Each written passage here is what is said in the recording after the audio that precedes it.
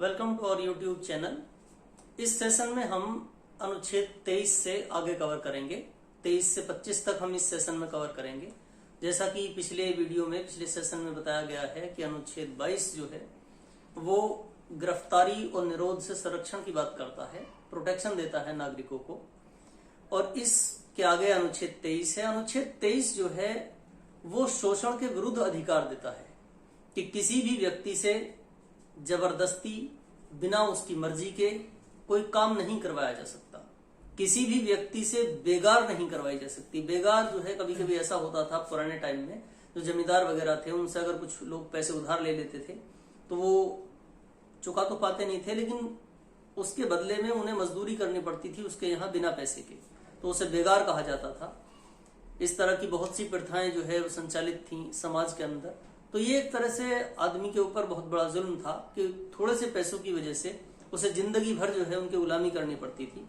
तो इसे अनुच्छेद 23 में बिल्कुल खत्म कर दिया गया है। उसके बाद है अनुच्छेद 24 आर्टिकल 24 ये कहता है, वो बच्चों के संरक्षण से संबंधित है। बच्चों को जो है सुरक्षा देता है, संरक्षण देता है कि 14 साल से कम उम्र के बच्चे को किसी भी संकट में काम में नहीं लगाया जा सकता, किसी ऐसे काम में जिससे उसके स्वास्थ्य पर, उसके विकास पर प्रतिकूल प्रभाव पड़ता हो।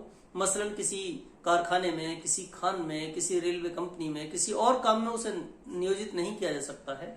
यानी वो बच्चों की सुरक्षा की बात करता है, उन्हें संरक्षण की बात करता है कि 14 साल से कम उम्र के बच्चे को किसी संकट में काम में नहीं लगाया जा सकता है। उसके लिए जो है 1986 में संसद ने एक कानून बनाया है। 2016 में उसका नाम बदल दिया गया था, उसका बाल एवं किशोर श्रम निषेध अधिनियम कर दिया गया था 2016 में। और उसमें जो प्रावधान है उन्हें और सख्त बना दिया गया है कि कोई व्यक्ति अगर बच्चों से इस तरह से काम करवाता है तो विधि के अनुसार उसे दंडित किया जाएगा। जो भी दंड देना है उसे दंड दिया जाएगा विधि के अनुसार, ताकि बच्चों के शोषण को रोका जा सके। अनुच्छेद 24 बच्चों के शोषण से संबंधित है, उसे रोकने से संबंधित है। उसके बाद है आर्टिकल 25 अनुच्छेद 25, ये धार्मिक स्वतंत्रता का अधिकार देता है। ये कहता है कि प्रत्येक नागरिक को अपने धर्म के अनुसार आचरण करने का, उसे मानने का, पूजा करने का, किसी भी रीति से भगवान के रूप को मानने का, पूजने का अधिकार होगा और वो अपने धर्म के मुताबिक आचरण कर सकेगा। तो इसमें यह है कि एक तो धर्म के मुताबिक आचरण करने का अधिकार इसमें शामिल है, दूसरा ईश्वर को किसी भी रूप में मानने का अधिकार इसमें शामिल है, और जो भी उसके धर्म के अनुसार पूजा पद्धति या जो भी ईश्वर को मानने की प्रक्रिया बताई गई है उसे करने का अधिकार है। अनुच्छेद 25 जो है वो धार्मिक स्वतंत्रता का अधिकार देता है, और इसी धार्मिक स्वतंत्रता के अधिकार के अंतर्गत ही ये भी शामिल है कि कृपाण लेकर चलना सिख धर्म के मानने का अंग माना जाएगा।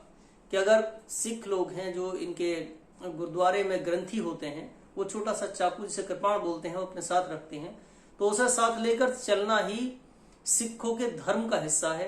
तो अनुच्छेद 25 के अनुसार उसे धार्मिक स्वतंत्रता मिली हुई है। अनुच्छेद 25 के अनुसार कृपाण को लेकर चलना सिख धर्म के मानने का अंग माना जाएगा और उसे किसी भी आधार पर रोका नहीं जा सकता है, क्योंकि यह उनके मौलिक अधिकार का हिस्सा है। उसके बाद जो है अनुच्छेद 26 है 26। अनुच्छेद 26 ये कहता है कि नागरिकों को धार्मिक संस्थाएं बनाने, उनकी संपत्ति का अर्जन करने का और उसे विधि के अनुसार उसका प्रबंधन करने का अधिकार होगा। यानी नागरिकों का कोई भी वर्ग है, समुदाय है, कोई समूह है, वो अपनी धार्मिक संस्थाएं बना सकता है, उसके लिए संपत्ति अर्जित कर सकता है, खरीद सकता है और उसका विधि के अनुसार, कानून के अनुसार उसका प्रबंधन कर सकता है। अनुच्छेद 25 और 26 में एक अंतर बहुत इंपॉर्टेंट है। वो अंतर यह है कि अनुच्छेद 25 जो है वो व्यक्तिगत अधिकारों की बात करता है। वो किसी भी नागरिक को अपने धर्म को अपने अनुसार मानने का अधिकार देता है, जबकि अनुच्छेद 26 समुदाय के अधिकारों की बात करता है कि कोई धार्मिक समुदाय अपनी धार्मिक संस्था बनाना चाहता है, उसके लिए संपत्ति खरीदना चाहता है, अर्जित करना चाहता है, उसका मैनेजमेंट करने का राइट है, तो वो समुदाय की बात हो रही है अनुच्छेद 26 के अंदर। यानी अनुच्छेद 25 व्यक्तिगत धार्मिक स्वतंत्रता की बात करता है और अनुच्छेद 26 धर्म के अधिकारों में एक समुदाय के अधिकारों की बात करता है कि अनुच्छेद 25 और 26 के अंदर यही एक डिफरेंस है। उसके बाद है अनुच्छेद 27 आर्टिकल 27। आर्टिकल 27 ये कहता है कि किसी राज्य जो है किसी एक धर्म की अभिवृद्धि के लिए कोई कर नहीं लगाएगा। यानी ऐसा नहीं है कि राज्य के पास जो कर के रूप में पैसा है जो लिया गया है उसे किसी एक धर्म की विकास के लिए, उसके अभिवृद्धि के लिए खर्च कर दिया जाए, ऐसा नहीं होगा। राज्य जो है कोई कर नहीं लगाएगा जो कि किसी एक धर्म को पोषित करता हो, क्योंकि राज्य हम पहले बता चुके हैं कि हमारा जो स्टेट है, हमारा जो राज्य है वो धर्म निरपेक्ष है और राज्य का इस तरह का कोई मैटर नहीं है कि वो किसी एक धर्म को बढ़ावा दे। उसके नजदीक सभी धर्म एक जैसे हैं, समान हैं, तो वो सभी धर्मों को समान दृष्टि से देखेगा और किसी एक धर्म की अभिवृद्धि के लिए जो कर है ना तो लगाएगा और ना ही कर का पैसा खर्च करेगा। यहां पर यह बात ध्यान देने की है कि ये अनुच्छेद जो है ये केवल कर की बात करता है, न कि शुल्क की। कर नहीं लगाया जा सकता किसी एक धर्म के वृद्धि के लिए, लेकिन शुल्क लिया जा सकता है, शुल्क लगाया जा सकता है। जैसे तीर्थयात्री हैं तो उनसे थोड़ा बहुत शुल्क लिया जा सकता है ताकि उन्हें कुछ सुविधाएं दी जा सके। तो ये करों की बात कहता है केवल, लेकिन कर नहीं लगा सकते। लेकिन आप जो है धार्मिक सुविधाओं के लिए, कोई तीर्थयात्री वगैरह जा रहे हैं कहीं पे, कहीं पूजा अर्चना के लिए किसी मंदिर में जा रहे हैं, या कोई और जैसे हमारे यहाँ जो अमरनाथ यात्रा होती है या केदारनाथ यात्रा होती है, या इसके अलावा जो कैलाश पर्वत पर जाते हैं चीन में, तो उनसे कुछ शुल्क की उगाही की जा सकती है ताकि उन्हें कुछ सुविधाएं दी जा सके। तो अनुच्छेद 27 जो है वो ये कहता है कि धार्मिक प्रयोजनों के लिए कर नहीं लगाया जा सकता और ना ही किसी व्यक्ति को इस तरह का कर देने के लिए बाध्य किया जा सकता है, और ना ही राज्य जो कर का पैसा है उसे किसी एक धर्म की अभिवृद्धि के लिए खर्च कर सकता है। राज्य के नजदीक सभी धर्म जो है एक समान होंगे। उसके बाद जो है अनुच्छेद 28 है। अनुच्छेद 28 आर्टिकल 28 ये कहता है कि किसी भी राज्य निधि से पूर्णता पोषित ऐसी संस्था जो कि राज्य की निधि से यानी पूरी तरह पोषित हो या राज्य जिसे बनाए उसका रखरखाव करे, उसमें कोई धार्मिक शिक्षा नहीं दी जाएगी। यानी धार्मिक शिक्षा को राज्य के शिक्षण संस्थानों में अनुच्छेद 28 प्रतिबंधित करता है।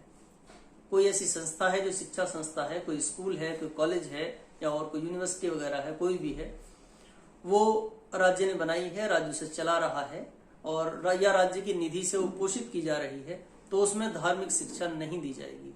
लेकिन ये बात किसी ऐसे संस्थान पर लागू नहीं होगी जिसका प्रशासन तो राज्य कर रहा है लेकिन उसे किसी ट्रस्ट या सोसाइटी के अधीन बनाया गया है, तो उस पर जो है ये बात लागू नहीं होगी।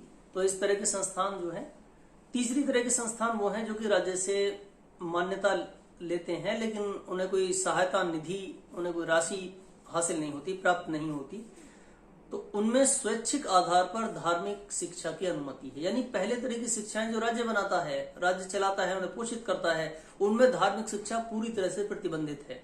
दूसरी जो शिक्षा संस्थाएं हैं जिनका प्रशासन राज्य कर रहा है लेकिन वो किसी ट्रस्ट के, सोसाइटी के अधीन स्थापित की गई हैं, उनमें धार्मिक शिक्षा की अनुमति है, उनमें धार्मिक शिक्षा दी जा सकती है। अगर कोई बच्चा अवयस्क है धार्मिक शिक्षा के मामले लेने के मामले में, तो उस मामले में उसका जो गार्जियन है, संरक्षक है, उसकी सहमति जरूरी होगी। और तीसरे प्रकार की जो संस्थाएं हैं जो कि राज्य से मान्यता लेते हैं लेकिन उन्हें कोई निधि प्राप्त नहीं होती, उनमें मर्जी है, स्वैच्छिक आधार पर धार्मिक शिक्षा की अनुमति है। अगर वो देना चाहती हैं तो दे सकती हैं, लेकिन किसी को मजबूर नहीं किया जा सकता कि वो उसमें धार्मिक शिक्षा ग्रहण करेगी। तो इस तरह से अनुच्छेद 28 धार्मिक जो है राज्य की निधि से पोषित संस्थानों में धार्मिक शिक्षा को प्रतिबंधित करता है। और इस वीडियो में सिर्फ इतना ही। Thank you for watching.